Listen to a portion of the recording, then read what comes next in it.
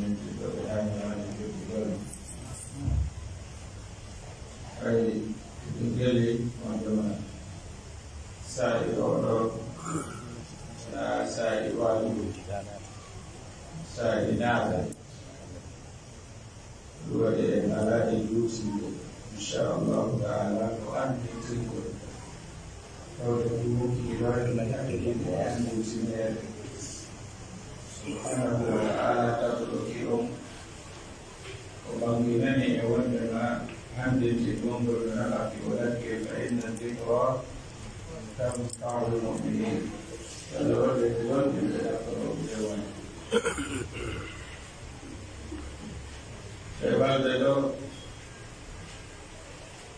no tawa e ñalɗe ɗe koyɗe wakkilade e mum e kala ɓalɗumowo ngal nodde ɗo nder ko teddu ndu ndu Allah subhanahu wa taala nodde ene ɗo o waɗi en wonɓe ka suudu makko ɗo ari domugol moƴƴere makko nden kanko Allah subhanahu wa taala na doole men si tawaɗen ɗo ko kanko woni ko hawlindiri e dorke mo kanko Allah subhanahu wa taala yo ɓe moƴƴere woni ɗon lewru arena wonki bani adam no ɗarlu gongol ko tawde ɗi heɓay sattede maafa hande hersa museede o yeƴƴito ɓaawo o tawa ko weltindare makko kanko o fiɓa ka wokki si Allah ittanilan nde hande ɗo nde wirtere ɗo nde tampere ɗo on soñjaɗo ndi museedi ɗo mi moƴƴe mi feewa mi tuubay no Allah towniri ɗum ɗon ɓeyda o wonta ka o wonno ɗon so ɓeydi laa ko ɗum waɗi ɓe wi'e si Allah artikima nema peewal ya a wakkilo hittina du'oɗa hande Allah jaɓɓitata on nema ɗon e hoore ma ko fi peewal ko nema taske moƴƴe si tawino ko ganda hokkata peewal si tawino ko iwdima tawal hokkata peewal woodeno buy ɓe tawata no ka peewal wi'en ɓe heɓata ma buy wonnoɓe ka majjere ɓe ɗawatanooki si goɗɗo ƴetti ɗo mbaɗɗatiri yahi haa ka lewru ma yahi haa e koode go o dow ton tawi o annda ko hombo tawi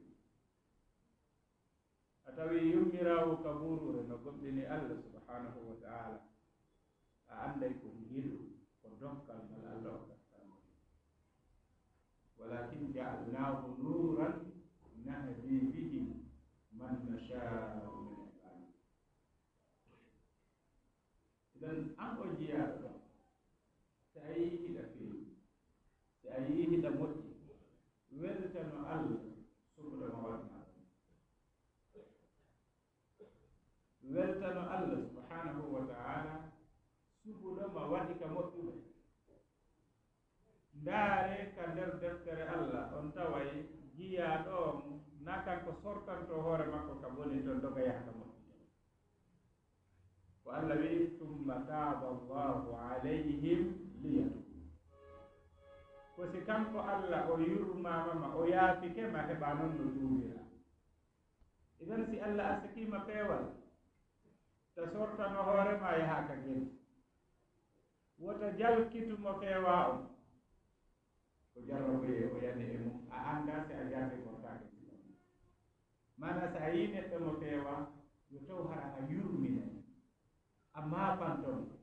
ananamo hulanamo ɗum duñeya a du'anamo yo a feewu si o feewi sabu du'a maɗa on moƴƴere ko o waɗi o heɓay wo mum har ɓuydantamo ko makko ko may aɗa jiyata allah ko hata yimɓe ko wonki laaɓa ko ɓernde hisude ɓernde moƴƴere ɗum ko doktare mawɗe ka allah subhanahu wa taala wondude ɓe jiya ɗo wakkilo saddidu wa qaribu idan hare siko ni alhaali ko woniri tawi ko ndu lewru ɗo woni hoore woni yeeso woni ngorodi ndi mana wiɗe sibasma ko neɗata ko kiiɗo wonki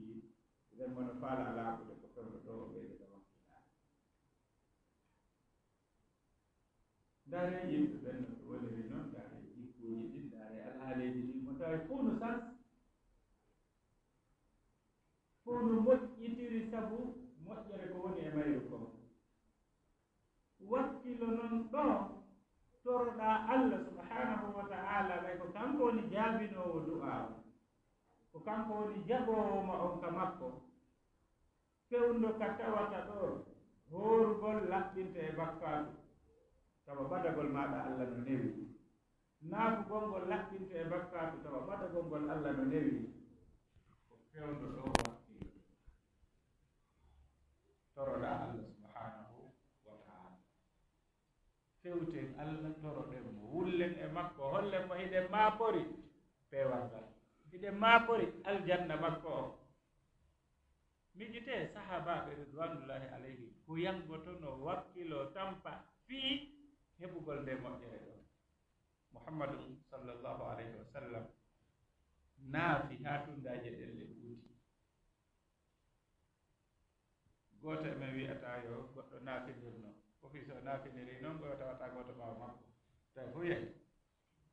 kono tinnoɗen seeɗa wakkilo ɗen gokku wakkilaare nden nde nafay en goɗɗi goɗɗo gosa wonde kaka a wattanta yili e muɗum allah subhanahu wa ta'ala arsikete ko ɗaɓɓatamo e ɓayda juutingol komi faala andintinde en kon koyo en eto o sumayeɗo wonana en bidaya to lintira oyo wonan en départ fokkitugol suto noon ka allah subhanahu wa ta'ala ndaare départ ji ɗi fof ma yah jaaduji ɗi fof ɗi allah yewti en ɗi si tawi koko fokkitani aduna ko allah wi hon ɗum huwa alladi jaala lakum l arda dalulan famsu yahi mana yaadu doyi famsu fi manakibiha wa kulu min rizqi mana ka ɗaɓɓere arsike ko wi yaare doyi fa ida qudiyat salatu fantashiru fi l ardi wabtagu intashiru kadi fa hen ko yaadu doyi wabtagu min fadlillahi wadkurullaha kathiran la'allakum mais nde hewtuno ɗaɓɓugol lahara o kono o wino wa saari'u ila magfiratin min rabbikum ka yawgol ka lahara o wi'i yacce gunde mais ɓay hewti yahugol ka allah kono o wi fa firu doge ilallah ɗum ɗo no hani en jannude wondema irtilato mo hanuɗen heɓude on e nduɗo lewru no haani wonde wa wonɗo wadde course no huccitirta noon saga ɓe holli wondema ado on fuɗɗike ndu lewru ɗo e wonani en ndu jon noon mono fokkitude ka allah subhanahu wa ta'ala yo anditu hadis gooto mo tawata si a miijitike fii makko tawi ko taguɗo leydi e kam taguɗoma on wonma noddude noddalde ɗiɗi tahoy mo yiɗi ya yahuka makko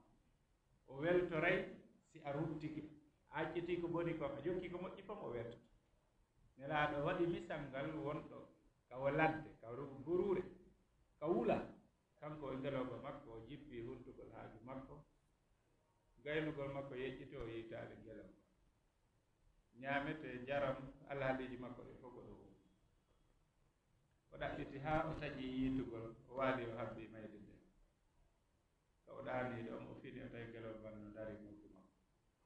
welti ko o falti o wi Allah ko min jeeyi makko a woni maccuɗo am nelaaɗo maaki no on ɗo weltori noon konko bangeloɓa ɗon arti Allah weltore jiyaaɗo makko on si o ruttike ka moƴƴere o yewi ka boni ton Allah weltoray mo ɓuri ɗum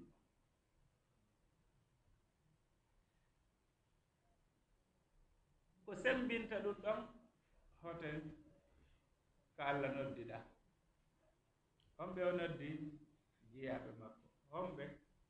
qul ya ibadiya alladina asrafu ko ono yo jiyaaɓe am o dambi ɓe makko ka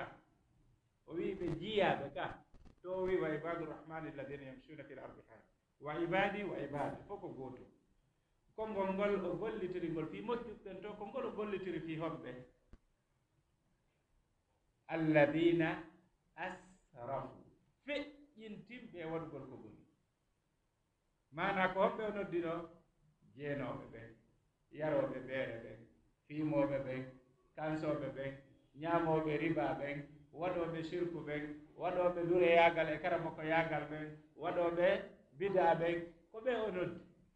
o wi ɓe jiyaaɓe makko wonaa noon kadi waɗɗo nde wootere e ɗiɗi e tati e sappo e temedere ko wi ko feƴƴintimɓe yehi haa tawi hay kamɓe ɓe habbaaki Allah yaafotoɓe hakke ko bakkatuuji ɗiwɗi ko ɓen Allah noddi wi kono yo jiyaaɓe